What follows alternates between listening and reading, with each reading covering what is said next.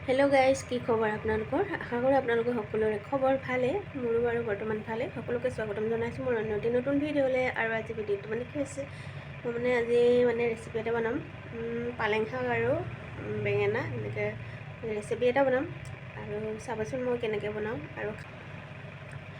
আৰু আজি বিজয় দশমী আৰু তেতিয়া আজি মানে মেডামহঁতে আমাক কি গিফ্ট দিলে চাওঁ আহক এইটো কি গিফ্ট দিলে বাৰু আপোনালোককো দেখাম বুলি ভাবিছোঁ এইটো হৈছে মই দেখাই আছোঁ এয়া মিঠাই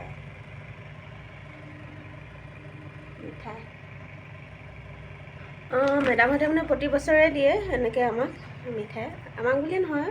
এনে কাম কৰা মানে যিসকলে ইয়াত মানে ষ্টাফ হিচাপে আছে তেখেতসকলক দিয়ে আৰু ভাল লাগে সেইটো আৰু সেয়াই আৰু পালেং আৰু বেঙেনা কেনেকৈ মই বনাওঁ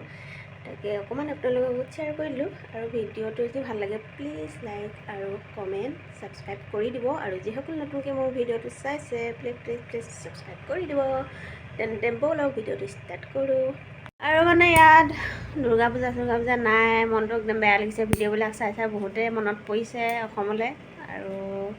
যিহেতু পূজা চবে চাই আছে পূজা ভিডিঅ'বিলাক চাই বহুত মানে মিছ কৰি আছোঁ অসমখন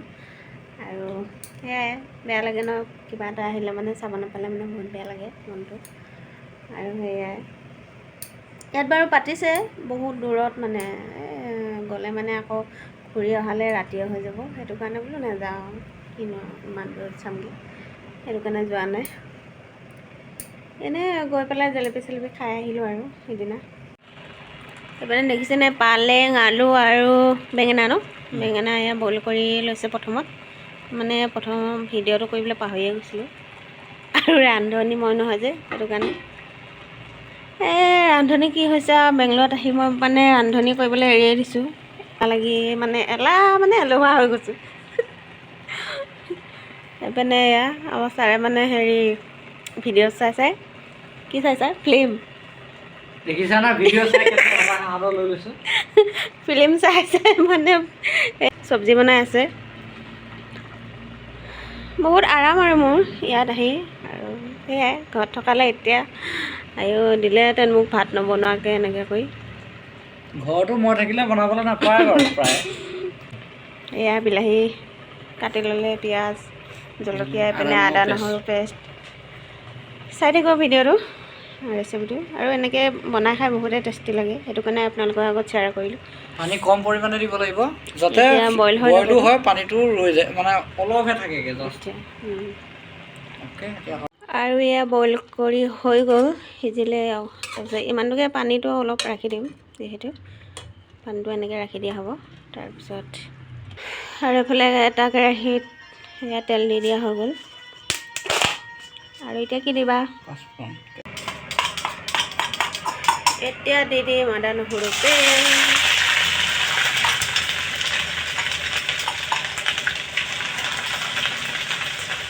ৰান্ধনীটো অকণমান দেখাই দিম বনাইছেনে ৰান্ধনী সেয়া বনাই আছে হাই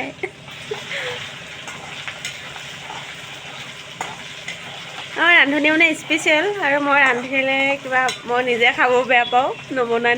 এনেকুৱা হৈছে সঁচাকৈ আদতটো বহুত বেয়া হৈছে মোৰ যিহেতু এতিয়া আদা নহৰু দিলে তাৰপিছত এতিয়া জলকীয়া আৰু পিঁয়াজ খুন্দি দি দিলে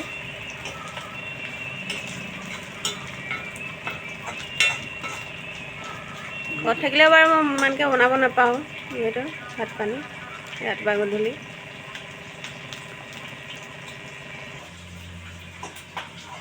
এতিয়া এড কৰিছে হালধি তাৰপিছত অকণমান ৰেড চিলি তাৰপিছত অলপ এনেকৈ ভাজি ল'ব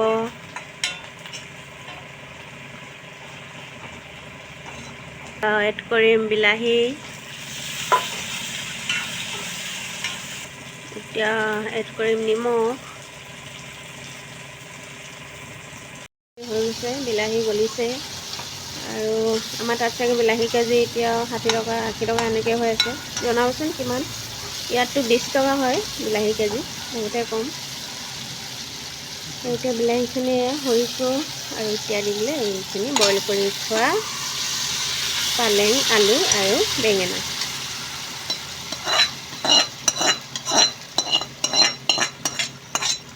এনেকৈ এবাৰ ট্ৰাই কৰিব আপোনালোকেও যদি এনেকৈ বনাই নাই খোৱা। ইয়াত যদি মাছ অকণমান হয় বহুতে ভাল হয়, বহুতে টেষ্টি লাগে আৰু এনেও টেষ্টি লাগে খাবলৈ। আৰু মাছ এটা হ'লে বহুতেই ধুনীয়া হয়। আৰু চাওক কিমান ধুনীয়া কালাৰ হৈ গৈছে। আৰু আমি প্ৰায়ভাগ এনেদৰে বনাই খাওঁ পালেং শাক, বহুত টেষ্টি লাগে। সেইটো কাৰণে ভাবিলোঁ আপোনালোককো এনেকৈ অকণমান শ্বেয়াৰ কৰি দিওঁ, আপোনালোকেও এনেকৈ বনাই খাব। পানীটো পেলাই দিব নালাগে, পানীটো তাতে ৰৈ যায়, নহ'লে টেষ্ট নাইকিয়া।